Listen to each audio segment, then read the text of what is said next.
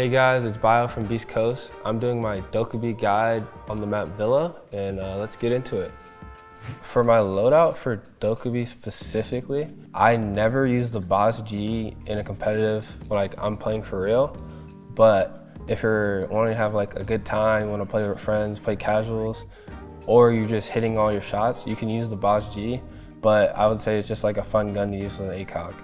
But more than not, I use the DMR. I use the ACOG, the 2.5, the muzzle brake, and the angle grip. I use the angle grip because you really don't need the vertical grip because it's a DMR, it's a single shot gun. So the angle grip just helps you ADS faster. For secondary, since my favorite gun used to be the C75, but they took it off for the Gun 6. I know some people like using the Gun 6, but I just prefer using the SMG-12 for like close quarter situations. For the attachments for the SMG-12, it's just hollow. It's just my personal preference. You can use the red dot or the reflex if you like it. And then normal vertical grip. You never want to use an angle grip on this gun. It's just a spray and pray gun. You just hope you kill them sometimes. For the gadgets, I normally use flashbangs because I use it to like push people out of spots, clear roamers. But if you have a specific strategy in mind, you can use smoke grenades to like go for like executes.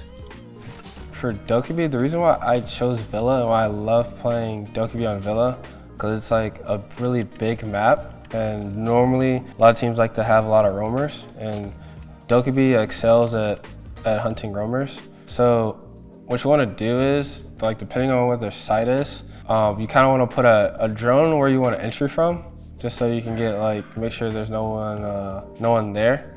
But basically the beauty about Dokkaebi is that you don't really have to hardcore drone. So let's say you want to entry through mud, you just call, ring a phone, and then just hop in. Basically just lurk around and play off the phone calls. So basically the only real counters to Dokkaebi to not hear someone is if the enemy team brings a mute and then they sit on the mute jammers.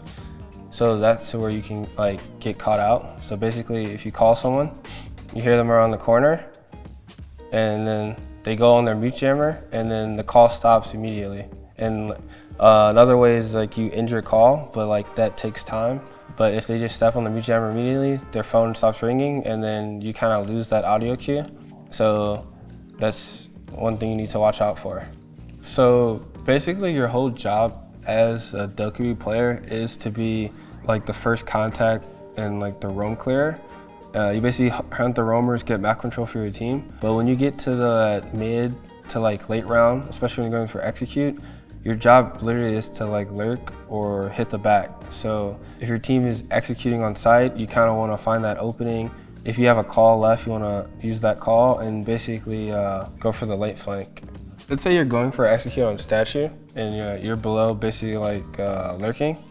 So you tell your team you guys go for the execute. While right when they say they're going for the execute or go, if you have a call left, you would call. And then you can literally just walk up the stairs because the audio of the phone call will mask your footsteps. And then if you have flashbangs, just flash up,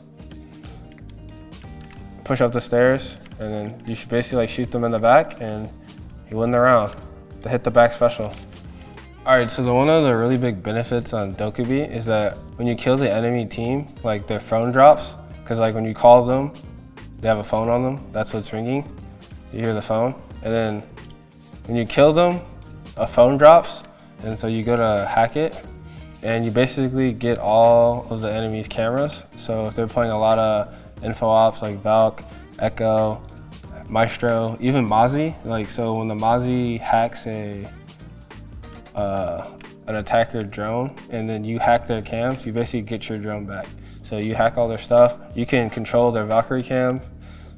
You cannot control their Evil Eyes, but you can control their Valkyrie cams. You can control all their default cameras. And so the enemy team either has to shoot them or leave them up. For Evil Eyes, they have to just turn them down or unless they open them and then you shoot them, but you basically get all the defenders' info. All right, guys. Thank you for watching my Dokkaebi guide. Comment below, tell me what you guys want me to do, what opera you want me to do next, and remember to like and subscribe.